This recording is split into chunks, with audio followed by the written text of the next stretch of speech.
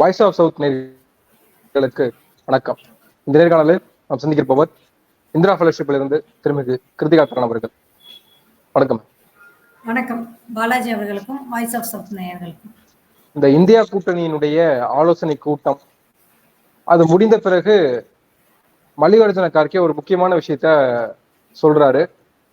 ரொம்ப எக்ஸ்ட்ரீம் அலர்ட்ல இருக்கணும், மிக கவனமாக இருக்க வேண்டிய, எச்சரிக்கையாக இருக்க வேண்டிய ஒரு தருணமாக ஜூன் 4ஆம் தேதி இருக்க போகுது. இந்தியா அலையன்ஸினுடைய எல்லா கட்சி தொண்டர்களும் ரொம்ப கவனமா இருக்கணும், வாக்கு எண்ணிக்கை மையங்களை ரொம்ப பத்திரமா பார்த்துக்கணும் அப்படின்னு எச்சரிக்கை கொடுக்குறாங்க. ஏன் இவ்வளவு அச்சப்பட வேண்டியதா இருக்கு அப்படின்றது ஒரு கேள்வி. நீங்க எப்படி பார்க்கறீங்க? இப்ப மல்லிகார்ஜுன் கார்கே தலைவர் அவர்கள் சொல்லியிருக்காங்க இல்லையா, பத்திரமா இருக்கணும் அப்படிங்கிறது. இதை பர்கலா பிரபாகர் அப்படிங்கிறவர் கிட்டத்தட்ட ஒரு 10-15 நாளா சொல்லிட்டு இருக்காங்க. இன்னைக்குதான் அபிஷியலா காங்கிரஸ்ல சொல்லியிருக்காங்க. ராகுல் காந்தி குறிப்பிட்டிருக்காரு, கோடிட்டு எல்லாருமே பூத்ல கண்ணு இருக்கட்டும், மிஷின்ல கண்ணு இருக்கட்டும், ஈவன் நம்மளோட டிஎம்கே ஐடிவிங்ல கூட நாங்க இனிமே 17C ஃபார்ம்லாம் ஃபில் பண்ணி கொடுத்துட்டோம், எல்லா பூத்தும் அலர்ட்டா இருக்கு, கண்ணு இருக்கட்டும் சொல்லிட்டு இருக்காங்க. ஏன் அப்படின்னா, இந்த அளவுக்கு நம்ம இத்தனை வருஷத்துல இந்தியா குடியரசு ஆனதுலேருந்து, ஜனநாயகம் ஆனதுலேருந்து எத்தனையோ ஆட்சி மாற்றங்கள் பார்த்திருந்தோம். காங்கிரஸ் இல்லாத ஆட்சிகள் வந்திருக்கு, காங்கிரஸ் ஆட்சிகள் வந்திருக்கு, ஈவன் பிஜேபி ஆட்சிகளும் 2 தடவை ஆட்சி புரிஞ்சிருக்காங்க. இருந்தாலும் இந்த முறை அளவுக்கு எலெக்ஷன் கமிஷன் அரசின் கைப்பாவையாக மாற வேண்டும். இப்ப பாருங்க, கன்னியாகுமரியில இந்த மாதிரி மறைமுக பிரச்சாரம் செய்யக்கூடாதுன்னு சொல்லி எலெக்ஷன் கமிஷனுக்கு எவ்வளவு மனு போட்டாலும் அவங்க கண்டுக்கணும். எத்தனையோ போராட்டம் பண்ணாலும் பல வழக்குகள் அவங்க கண்டுக்கவே இல்லை. சிலரை சீரியஸா எடுத்திருக்காங்களே தவிர்த்து பலவற்றை கிடப்புல போட்டிருக்காங்க. முக்கியமா பிஜேபி மேல நீங்க பாருங்களேன், எவ்வளவு மோசமான பிரச்சாரம்லாம் நடந்தது. தெலுங்கானால இந்த மசூதி மேல இந்த அம்பு விடுற மாதிரி, இந்த மாதிரியான பிரச்சாரங்கள்லாம் தொடர்ந்து நடந்தது. ஆனா அது எலெக்ஷன் கமிஷன் எதையுமே கண்டுக்கல. அது மேல பிஜேபி மேலேயோ இல்ல யார் மேலேயோ நடவடிக்கை எடுக்கவே இல்லை. அப்படிங்கும்போது இது ஒரு சந்தேகத்தை, எப்படின்னா நம்ம சீதை சந்தேகத்துக்கு அப்பாற்பட்டு இருக்கணும்னு சொல்றோம், அப்படிலாம் இருக்க தேவையில்லை. டிஎன் சேஷன் காலத்துல ஒரு மிகப்பெரிய பவர்ஃபுல்லான இந்த எலெக்ஷன் கமிஷன் இன்னைக்கு அரசு சொல்படி செயல்படுது. இப்பயே பாருங்க, வாரணாசியில தான் கடைசி நாள் தேர்தல். வாரணாசி தேர்தல் நடக்கும்பொழுது தான் விவேகானந்தர் பாறைக்கு போறோங்கிறத பிளான் பண்ணி வெஸ்ட் பெங்கால் தேர்தலையும் வாரணாசி தேர்தலையும் அங்க என்ன பலன் கொடுக்குமோ, அந்த தியானத்துக்கு என்ன பலன் கொடுக்குமோ, இதெல்லாம் அவங்க ஜனவரியில திட்டம் போட்டாங்க. அதுக்கேத்த மாதிரி இவங்க எலெக்ஷன் தேதி அறிவிச்சிருக்காங்க. எல்லாமே அரசு இஷ்டப்படியும் அரசு சொல்றபடியும், அதாவது இப்போ ஆளும் அரசு சொல்றபடியும் தான் எலெக்ஷன் கமிஷன் கேக்குது. ஸோ நம்ம ரொம்ப ஜாக்கிரதையா இருக்கிறத தவிர்த்து வேற வழி இல்லை. இங்க மட்டும் இல்லை, கர்நாடகா வாரும் ஆகட்டும், டிஎம்கே ஆகட்டும், இந்திய வாரும் ஆகட்டும், இது எல்லாமே ரொம்ப ஜாக்கிரதையா தான் நடந்துகிட்டு இருக்கோம். எல்லா இடத்துலயும் தகவல் போயிருக்கு. எல்லா கேண்டிடேட்டும் ஜாக்கிரதையா இருக்காங்க. ஒவ்வொரு பூத் ஏஜென்ட்டுக்கும் இதா இருக்கு. ஏன் பெங்களூர்ல எங்களை மாதிரி ஆட்கள் எல்லாமே, சோசியல் ஆக்டிவிஸ்ட் எல்லாமே, நீங்க போய் பூத்துக்கிட்ட போய் உட்காருங்க, நம்ம போய் பார்த்துப்போம் அப்படிங்கிற அளவுக்கு ஒரு பயம் வந்திருக்கு. ஆக்சுவலி எனக்கு அந்த 4th அன்னைக்கு இன்டர்வியூலாம் இருக்கிறனால தான் நானே பூத்துக்கு போகல, இல்லாட்டி நானும் ஒரு பூத்துக்குள்ளதான் உட்காந்துருப்பேன். சோ அந்த அளவுக்கு நம்மலாம் பயப்படணுமா சொல்லுங்க? ஒரு எலெக்ஷன் கமிஷன் மேல இந்த அளவுக்கு சந்தேகம் வரணுமா? ஏன் வருது அப்படின்னா, எலெக்ஷன் கமிஷன் செய்த வேலைகள் 25% லட்சத்தீப்ல உங்களுக்கு வித்தியாசம் கொடுத்துருக்காங்க. ஆவரேஜா 6 to 7% வித்தியாசம் கொடுத்துருக்காங்க. இந்தியா முழுக்க அவங்க அந்த ஃபர்ஸ்ட் 3 பேஸ் இதுல பல்வேறு மக்கள் அழுத்தம் கொடுத்து எல்லாம் சொல்லி தான் நம்மளோட 3 பேஸ் தேர்தலோட சரியான வாக்கு எண்ணிக்கை வெளியிட்டிருக்காங்க. நம்ம அதை சரியான அழுத்தம் கொடுத்து நம்ம 17C ஃபார்ம்லாம் ஃபில் பண்ணி சரியா அப்ளை பண்ணாட்டி அவங்க கொடுத்துருக்க மாட்டாங்க. இன்னொன்று என்ன அப்படின்னா, ஹோம் மினிஸ்டர் இப்ப ஜெயராம் ரமேஷ் அவர்கள் போட்டிருக்காரு, ஹோம் மினிஸ்டர் 150 IAS IPS அதிகாரிகளை சந்தித்திருக்காங்க. சந்திக்க வேண்டிய அவசியம் இல்லை. இவங்க ஆட்சிக்கு வர போறாங்கன்னா ஆட்சிக்கு வந்தப்பறம் சந்திக்கலாம் இல்லையா? ஆட்சிக்கு வரமாட்டோம் அப்படி என்றால் இந்தியா கூட்டணியில் இவர்கள் என்ன செய்ய வேண்டும், இல்லாவிடில் இந்தியா கூட்டணி வரவிடாமல் இருக்க என்ன செய்ய வேண்டும் அப்படிங்கிற ஒரு விஷயம் நடந்தது. இன்னொன்று கேள்விப்பட்ட வரையில் இந்த ஆர்மியோட சீஃப் வந்து 1 மாசம் எக்ஸ்டென்ஷன் கொடுத்திருக்காங்க. அதுவும் நடக்கக்கூடாத ஒரு விஷயம், இது நடந்திருக்க கூடாது அப்படிங்கிற தகவல்கள் இன்டெலெக்சுவல் லெவல்ல பேசிட்டு இருக்காங்க. ஸோ இந்த மாதிரி வரிசையான விஷயங்கள், அதாவது ஹோம் மினிஸ்டர் வந்து கலெக்டர்ஸ் அவங்க இவங்கெல்லாம் பார்க்கறது, அப்புறம் இந்த ஆர்மி சீஃப் எக்ஸ்டென்ஷன் பண்ணியிருக்கிறது, எலெக்ஷன் கமிஷன் நம்மள்ட்ட அலட்சியமா இருக்கிறது, எலெக்ஷன் கமிஷன் ஓட்டிங் பெர்சன்டேஜ் கொடுக்காம இருக்கிறது, நம்மளோட கம்ப்ளைண்ட்ஸை கண்டுக்காம இருக்கிறது, அந்த மாதிரி நிறைய விஷயங்கள் தொடர்ந்து நடக்கிறதுனால நமக்கு எலெக்ஷன் கமிஷன் மேல சந்தேகம் வர்றது அதிகமாகிக்கிட்டே இருக்கே தவிர்த்து குறைய மாட்டேங்குது. அதை தவிர நமக்கு வரும் எச்சரிக்கை பற்களா பிரபாகர், தேவசகாயம் அவர்கள் போன்றவர்கள் தொடர்ந்து எச்சரிக்கை விடுத்துக் கொண்டிருக்கிறார்கள். அவங்களாம் சாதாரண ஆட்கள்ல, மிகப்பெரிய இதெல்லாம் கரை கண்ட ஆட்கள். இந்த விஷயத்தை டெமோக்ரஸியில கரை கண்ட ஆட்கள். அவர்கள் சொல்லும் விஷயங்களையும் நாம் கேட்டுக்கொள்ள வேண்டியிருக்கிறது. இந்த விஷயங்கள்னால்தான் மல்லிகார்ஜுன் கார்கே அவர்கள் காங்கிரஸ் தலைவராக இந்த மாதிரியான அறிக்கையை கொடுத்திருக்காங்க. இரண்டாவது, எக்ஸிட் போல். எனக்கே ஒரு கசப்பான அனுபவம் இருந்தது. நம்ம தமிழ்நாடு ஒரு மீடியா தான் அது. அவங்க வந்து சார்பற்ற மீடியான்னு தான் சொல்றாங்க. ஆனா அந்த மீடியால கர்நாடகால உங்களுக்கு சீட்டே கிடைக்காதுன்னு அடிச்சு பேசுறாரு. இல்லைங்க, சீட்டு கிடைக்கும், எங்களுக்கு 20க்கு மேல இருக்கு நம்பிக்கை. எப்பனா தேர்தலுக்கு முன்னாடி வரும் அப்படிங்கிற எனக்கு கள நிலவரம் நல்லா தெரியும்.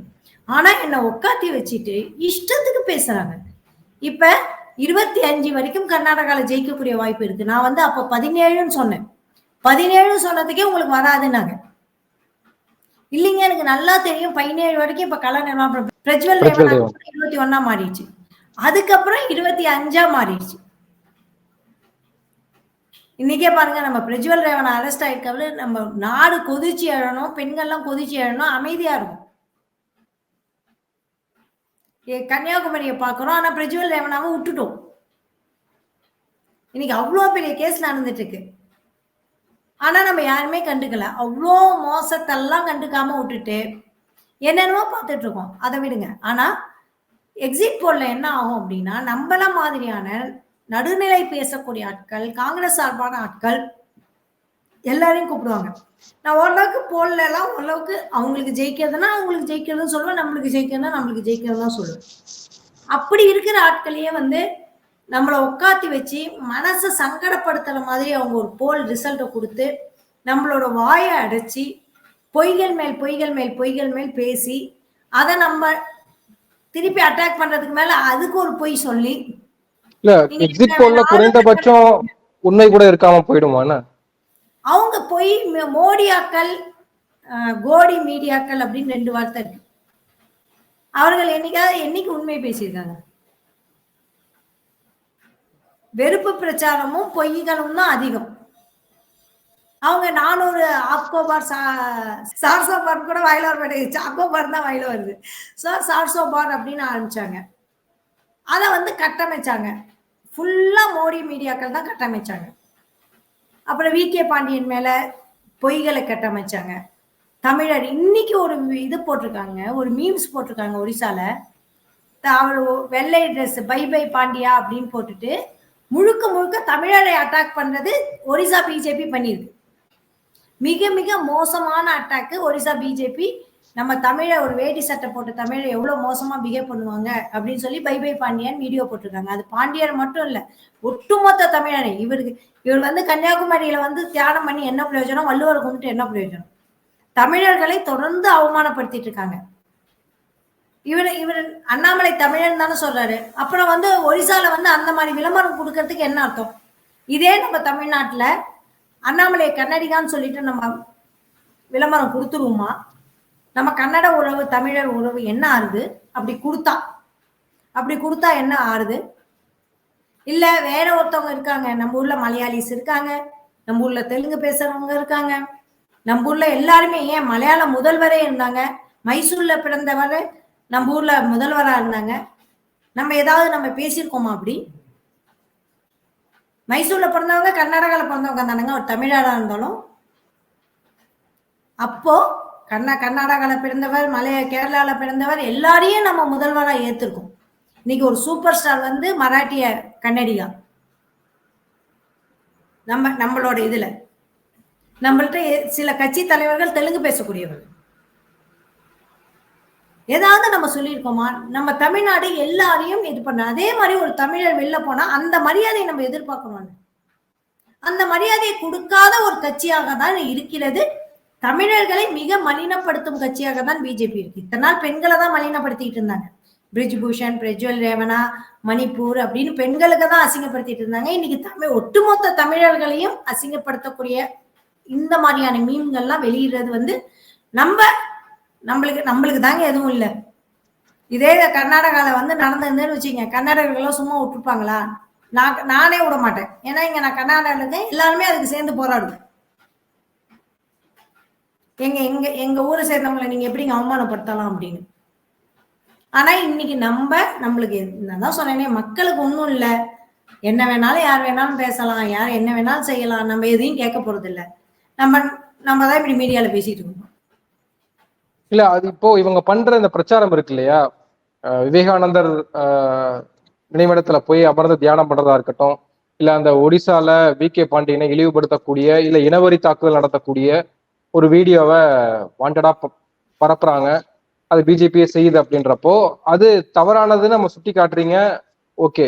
பட் அது வந்து அதை எதிர்த்து நீங்க எப்படி மக்கள்கிட்ட போய் பிரச்சாரம் பண்றீங்க, அது வந்து ரிஃப்ளெக்ட் ஆகுதா, அது புரிஞ்சுக்கிறாங்களா மக்கள் அப்படின்ற கேள்வி இருக்குல்ல. அது எந்த அளவுக்கு எதிர்கட்சிகள் எக்ஸ்போஸ் பண்றீங்க மக்கள் கிட்டன்ற ஒரு கேள்வி இருக்குல்ல. எதிர்கட்சிகள் எக்ஸ்போஸ் தான் பண்ண முடியும். எதிர்கட்சிகள் சோசியல் மீடியால சொல்லுது, வெளியில சொல்லுது, எல்லாம் சொல்லுது. தன்னெழுச்சியா மக்கள் தான் இதை போராடணும். தமிழர்களை எப்படி அவமானப்படுத்தலாம், சோசியல் மீடியாவை இதை ட்ரெண்ட் ஆக்கணும். ட்ரெண்ட் ஆக்கும் பொழுதுதான் அது வெளியில வரும். இப்ப இதே நீங்க கர்நாடகால நடக்கணும்னு வச்சுங்க, கட்சியெல்லாம் வேண்டாம், கன்னட ராஜ்ய அது இது நிறைய அந்த கன்னட அமைப்புகள் இருக்கு. அந்த மாதிரி தமிழ் அமைப்புகள் செயல்படணும். தமிழ் அமைப்புகள் நிஜமாவே சொன்னா இன்னும் அவங்களுக்கு எல்லாம் வேகம் பத்தல. தமிழர்களுக்கு பாதுகாப்பா இருக்கணும். எந்த ஊர்லயுமே நம்ம தமிழர்கள் அப்படிங்கிறவங்க வந்து எல்லா ஊர்லயும் இருக்காங்க. இப்ப நான் டெல்லியில போனேன், திரிலோக்புரி, 2-3 ஏரியா, கல்யாண்புரி, 2-3 ஏரியா வந்து ஒவ்வொரு பாக்கெட்டையும் நான் ஐடென்டிஃபை பண்ணி நாங்க போக்கஸ்டா போய் அங்க பிரச்சாரம் பண்ணோம். இதை நான் பர்சனலா போய் ஐடென்டிஃபை, எங்க டீமோட போய் ஐடென்டிஃபை பண்ணோம். ஒருத்தரை கண்டுபிடிச்சி நீங்க எங்க தமிழ் ஏரியாக்கெல்லாம் கண்டுபிடிங்க அப்படி வாரம்லாம் கேட்காம நாங்களே போனோம். அப்போ அங்க பார்க்கும்போது தமிழர்கள் அப்படிங்கிற ஒரு ஐடென்டிட்டி அப்படிங்கிறது வந்து அவங்களுக்கான தலைவர்கள், அவங்களுக்கான இயக்கங்கள் அப்படிங்கிறது வந்து ரொம்ப பெரிய அளவுல எல்லாம் இல்லை. ஒரு கட்சி சார்ந்து இருக்காங்க, எல்லாம் இருக்காங்க. தமிழ் அமைப்புகள் வந்து ஸ்ட்ரென்தன் ஆகும். தமிழர்களுக்கு ஒண்ணு அப்படின்னா அங்க டெல்லியில இருக்க தமிழர்கள் எல்லாம் ஒண்ணாகணும். கர்நாடகால இருக்க தமிழர்கள் எல்லாம் ஒண்ணாகும். ஒடிசால ஒரு தமிழர்கள்னா ஒடிசால இருக்க தமிழர்களும் போராடணும், தமிழ்நாட்டில் இருக்க தமிழர்களும் போராடணும். அது நம்மள்ட்ட கொஞ்சம் கம்மி தான். நம்ம அதை வளர்த்துக்க போறோமா என்னன்னு தெரியல. இப்போ ஜூன் 4 எப்படி முடிவுகள் இருக்கும்னு நினைக்கிறீங்க? எந்த அளவுக்கு நம்பிக்கையா இருக்கீங்க நீங்க? நம்பிக்கை வந்து கண்டிப்பா நம்மளுக்கு ஆதரவா தான் இருக்கு, சாதகமா தான் இருக்கு. ஆனா என்ன பிரச்சனைனா இந்த விலைக்கு வாங்க, ஏன்னா இப்ப ஜெகன்மோகன் ரெட்டியே நம்ம சைடு மாறுற மாதிரி தான் இருக்கு. ஏன் அப்படின்னா அவருக்கு நல்லா தெரியுது. ஏன்னா இந்த பாண்டியன் விஷயத்துல வந்து அவர் பாதிக்கப்பட்டுட்டார். ஏன்னா அவரை தாக்குற மாதிரி பிஜு பட்நாயக் இத்தனை நாள் மோடிக்கு சாதகமா தான் இருந்தாங்க. ஆனா இன்னைக்கு எப்படி ஆயிடுச்சுப்பாங்க. இப்ப அவங்களும் நம்ம சைடு வந்துடலாம். ஜெகன்மோகன் ரெட்டி அட்லீஸ்ட் நம்ம சைடு வராட்டி அவங்க சைடு இனிமேல் போக மாட்டாங்க. அவங்களுக்கு ஆதரவா ஓட்டு விழாது. இப்படி இவங்களே வந்து மாநில கட்சிகள் அத்தனையும் பாய்ச்சிட்டாங்க. இனிமேலுக்கு ஒரு மாநில கட்சியும் அவர் பக்கம் போக விடாத அளவுக்கு தாங்களே தன்னோட தலைக்கு கொல்லி வச்சுட்டாங்க. அவங்கள பொறுத்த வரைக்கும் மாநில கட்சின்னு ஒண்ணு இருக்கவே இருக்கக்கூடாது. அவங்க காங்கிரஸை விட மாநில கட்சிகளுக்கு தான் முக்கிய எதிரிகளா பாக்குறாங்க. ஏன்னா அவங்களோட கனவு இந்தியாவின் எல்லா இடத்துலயும் பிஜேபி இருக்கணுங்கிறது தான். அந்த கனவுக்கு மாநில கட்சிகள் இடையூறா இருக்கு. இதே ராகுல் காந்தி என்ன சொல்றாரு, யூனியன் ஆஃப் ஸ்டேட்ஸ் அப்படிங்கிறத கொண்டு வர, மாநிலத்தில் சுயாட்சி மத்தியில் கூட்டாட்சி அப்படிங்கிற தத்துவத்தை கொண்டு வர. அப்படிங்கிறப்ப யாருக்கு சப்போர்ட் பண்ணுவாங்க? ஒபிஎஸ்ஸா காங்கிரஸ்க்கு தான் சப்போர்ட் பண்ணுவாங்க. நீங்க வந்து மாநில கட்சிகள் சுதந்திரமா நடந்துக்குங்க, உங்களுக்கான அதிகாரத்தை நாங்க அளிக்கிறோம், மத்தியில நீங்க எங்களுக்கு ஆதரவு கொடுங்க அப்படிங்கிறப்ப it's openly we already own. இன்னொன்னு இப்பயே நான் சொல்றேன், நீங்க நான்லாம் எல்லாருமே உழைச்சிக்கிட்டு தான் இருக்கோம். நம்ம போய் நிம்மதியா தூங்கலாம். ஏன் அப்படின்னா மெஜாரிட்டேரியன் நாங்கள் எங்களை அசைக்க முடியாத சக்தி. இன்னும் 20 வருஷம் ஆனாலும் எனக்கு முன்னாடி என்னோட சோசியல் ஆக்டிவிஸ்ட் ஃப்ரெண்டு சொன்னார், சிரிக்கிறார், என்ன எலெக்ஷனுக்கு போய் வேலை பாக்குறீங்க நீங்க, ஒன்னும் பண்ண முடியாது, மோடி தான் ஒன்னு 5 வருஷத்துக்கு அப்படிங்கிறார். இன்னைக்கு சொல்றாரு சட்டபசத்தை இதை போட்டு, எல்லா சட்டபசலையும் நம்மளுக்கு ஆதரவா இருக்கு, 50-50 தான் சரியா இருக்கும்னு நினைக்கிறேன் அப்படின்னு அவரே அனுப்புறாரு. அதாவது மக்கள் மனநிலைய இந்தியாவா பிஜேபியான்னு கொண்டு வந்திருக்கோம் பாருங்க. அப்பயே நம்ம வெற்றி பெற்றாச்சு. வெற்றியை நாங்க கொண்டாடிட்டு இருக்கோம் ஆல்ரெடி. கூடுதலா மக்கள் வெற்றி கொடுத்தா அதையும் சேர்த்து கொண்டாடுவோம். நாங்கள் தோக்கவில்லை, அவ்வளவுதான். தோத்தாதானங்க கவலை பண்ணோம். நம்ம 3 மாசத்துல சாதிச்சிருக்கோங்க. எங்களை ஆப்கே பார் சாசோ பாருங்கிறவங்களே இன்னைக்கு ஆடிட்டாங்க. நம்ம வருவோமா போவோமா போய் கன்னியாகுமரியில போய் தியானம் பண்ற அளவுக்கு ஆட வச்சுட்டோம். 24 hours லைவ், இங்க வியூ அங்க வியூ, இங்க வியூ இங்க வியூ, அங்க வியூ இங்க வியூ. இந்த அளவுக்கு நம்ம கொண்டு வந்திருக்கோம், பயத்தை கொண்டு வந்திருக்கோம், 150 IAS ஆபீசர்ஸ பார்க்க வச்சிருக்கோம். அப்படிங்கிறது எல்லாமே நம்மளுக்கு சாதகமான விஷயம். நம்ம ஜெயிச்சாச்சு. நீங்கள் அசைக்க முடியாத சக்தி அல்ல, அசைத்து பார்க்கக்கூடியவர்கள் தான், தோற்கக்கூடியவர்கள் தான், தோற்கடிக்கக்கூடியவர்கள் தான். உங்களோட கோல்மால் தனத்தினால நீங்க ஜெயிக்கிறதுனால ஜெயிச்சிட மாட்டீங்க. நாங்க தோக்க அடிச்சிட்டோம் உங்களை. நாங்கள் வெற்றியை இப்போ கொண்டாடிட்டு இருக்கோம். இந்தியா கூட்டணியில் இருக்கும் ஒவ்வொரு உழைப்பாளையும் நாங்கள் வெற்றியை கொண்டாடி கொண்டிருக்கிறோம். இப்பொழுது எக்ஸிட் போல் எங்களுக்கு என்ன வந்தா எங்களுக்கு என்ன, சேத்துல கால் வச்சுட்டு அவங்க சொல்றதை வச்சுட்டு அங்க உட்காந்து அங்க டென்ஷன் ஆயிட்டு, நீங்க இப்படி பொய்யா பேசுறீங்க, நான் இப்படிதான் சொன்னேன், ஐயோ இப்படி பொய்யா பேசுறாங்களே, எனக்கு என்ன பதில் சொல்றேனே தெரியல. நீங்க ஒரு கேள்வி கேக்குறீங்க, நான் பதில் சொல்லலாம். பொய்யா பேசிட்டு இருந்தா, இல்ல இப்படிதான் கர்நாடகா, நான் நிலவரத்தை ஒருத்தர் சொல்றாரு, நான் நிலவரத்தெல்லாம் பாத்தீங்க, இங்க என்ன தாண்டி எப்படி நிலவரம் முக்க முடியும்? நாங்க தான் இந்த ஊர்ல இருக்கோம், இவ்வளவு ஆக்டிவிஸ்டோட நம்ம பழகிட்டு இருக்கோம், இவ்வளவு எலெக்ஷன் பீப்புளோட காங்கிரஸ் பீப்புளோட ஒர்க் பண்ணிட்டு இருக்கோம். உங்களுக்கு நிலவரம் தெரியாது, வார்டு கூட நம்ம தொடர்பு வச்சிருக்கோம், உங்களுக்கு நிலவரம்லாம் தெரியாது அப்படிங்கிறாங்க. நிஜமாவே நம்மளுக்கு தெரியாதா அப்படின்னு ஒரு செகண்ட் நம்மளுக்கே கன்ஃபியூஸ் ஆயிடுது. அந்த அளவுக்கு நம்மளை வந்து மைண்ட்ல அட்டாக் பண்றாங்க அவங்க. அது தேவையா நம்மளுக்கு? அவங்க சொல்ற பொய்ய வந்து நம்ம தலையாடிட்டு வர மாதிரி ஒண்ணு பண்ணுவாங்க. சேரு குழப்பம், சேத்துல கால் வைக்காம இருப்போமே, வரது வரட்டும், மக்கள் ஒரு தீர்ப்பு சொல்லுவாங்க, அழகா ஏத்துப்போம், ரொம்ப பியூட்டிஃபுல்லா ஏத்துப்போம். அவங்க தவறு செஞ்சா திருப்பி போராடுவோம். நம்மளே வந்தாலும் திருப்பி அரசுக்கு எதிராக தான் நம்ம பேச போறோம். இந்த அரசு இப்படி இருக்கு, அந்த அரசு நீங்க இதை செய்யக்கூடாது, அது செய்யக்கூடாது. இன்னைக்கு நம்ம தமிழ்நாட்டிலே சொல்றோம்ல, அரசை நோக்கி விமர்சனங்கள் நம்ம என்னைக்குமே வச்சிட்டு இருக்க போறோம். அதுதான் நம்ம மீடியாக்களோட வேலை, நம்மள மாதிரியான ஆட்களோட வேலை. ஈவன் கட்சி சார்பா இருந்தாலுமே, இல்ல இது நடந்திருக்க வேண்டாம், இதுக்கு நம்ம கொஞ்சம் மாத்தி யோசிச்சிருக்கலாம், இந்த அரசு இப்படி செயல்பட்டுருக்கலாம் அப்படின்னு நம்ம சொல்ல போறோம், அவ்வளவுதான். சோ இதுல வந்து மக்கள் தீர்ப்பே மகேசன் தீர்ப்பெல்லாம் நான் சொல்லவே மாட்டேன். ஒரு காலத்துல நான் சொல்லிட்டு இருந்தேன். ஆனா இன்னைக்கு பிரெயின் வாஷ்ட் அப்படின்னு நான் சொல்வேன். பீப்புள் வந்து பிரெயின் வாஷ். நான் சில சமயம் கொஞ்சம் ஹார்ஷாவே ஜோம்பிஸ் அப்படின்னு சொல்லுவேன். ஜோம்பிங்கிற வார்த்தையை வந்து நான் ரொம்ப வருஷமா யூஸ் பண்ணிட்டு இருக்கேன். அது வந்து ரொம்ப கொடுமையான ஒரு விஷயம். இந்தியாவில் நடந்திருக்க கூடாத ஒரு விஷயம் இந்துத்துவாங்கிறது. அது வந்துடுச்சு உள்ள. அது எலெக்ஷனாலேயோ வெறும் தேர்தல் வெற்றியாலேயோ மட்டும் நாம் விளக்க முடியாது. அடிப்படை இங்க சரி பண்ணணும். இங்க சரி பண்ணினாதான் நம்ம தேர்தலில் வெற்றி பெற்றாலும் நிஜமாக வெற்றி பெற்றோம். அதுக்கு இன்னும் 10 வருஷம் ஆகும். நம்ம ஐடியாலஜிய, மக்களோட ஐடியாலஜிய மாத்துற வரைக்கும் நாம் வெற்றி பெறவில்லைன்னு அர்த்தம். ஏன்னா அந்த ஜோம்பிஸ கொஞ்சம் வெளியில கொண்டு வரணும். அவங்க அப்படியே இருக்காங்க. நன்றி. பொறுத்து வந்து பார்ப்போம் ஜூன் 4 என்ன முடிவுகள் வருதுன்னு. உங்க நேரத்துக்கு மிக்க நன்றி.